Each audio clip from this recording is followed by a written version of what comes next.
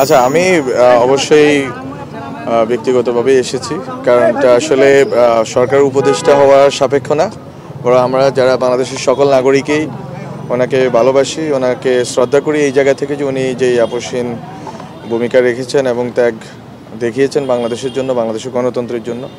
আমরা ওই শ্রদ্ধার জায়গা থেকে ওনাকে দেখতে এসেছি, আমি পার্সোনালি এসেছি। এবং ম্যাডামের অবস্থা এখন ওনার ডাক্তারদের সাথে কথা বলে যেটা মনে হচ্ছে একটু স্থিতিশীল এবং আরও সামনে আরও ভালো হওয়ার ওনারা আশা রাখতেছেন। আমরাও দেশবাসীর কাছে আশা বলবো যে সবাই দোয়া করেন। অলরেডি অনেকেই অনেক প্রোগ্রাম করেছেন, দোয়া মনোজাত করতেছেন।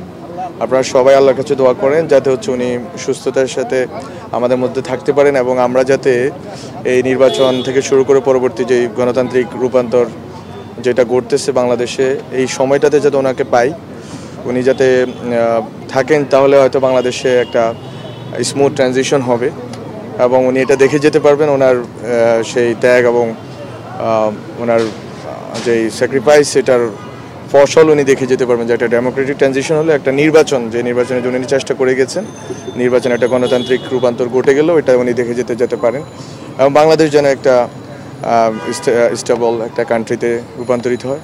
তো এই জায়গাগুলো থেকে আসা এবং আমরা এই কামনা করি এবং দেশবাসীকেও বলি যে এই কামনা করেন, আপনারা আল্লাহর কাছে দোয়া করেন উনি যাতে সুস্থ হন। আপনাদের সরকারের পক্ষ থেকে তো দোয়া চাওয়া হচ্ছে গতকালকে। হ্যাঁ, অবশ্যই আমরা সবাই দোয়া কামনা করি ওনার জন্য। একটা বিষয় জানতে চাচ্ছি, তারেক রহমানের দেশে আসার বিষয় নিয়ে আমি কোনো বাধা বা কোনো অবশ্যই আমি শেষ করে অনেকে বলছে যে জিওপলিটিক্যাল কিছু প্রবলেম আছে, -4 ফর্মুলা এখানে কাজ করছে, এই বিষয়ে আপনাদের বক্তব্য কি?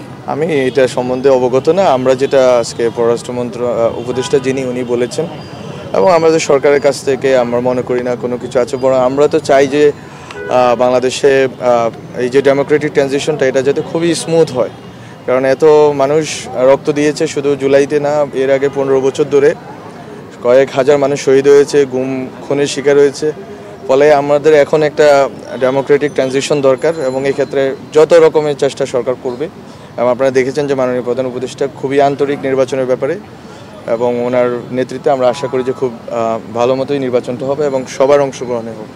সরকারের পক্ষ থেকে সরাসরি কোনো সহযোগিতা করা হবে কিনা তারেক রহমানকে আনার জন্য? কেন, এটা তো বেসিক কাজ রাষ্ট্রের, যে রাষ্ট্র সেটা কেন করবে না। ওকে, থ্যাংক ইউ সো মাচ।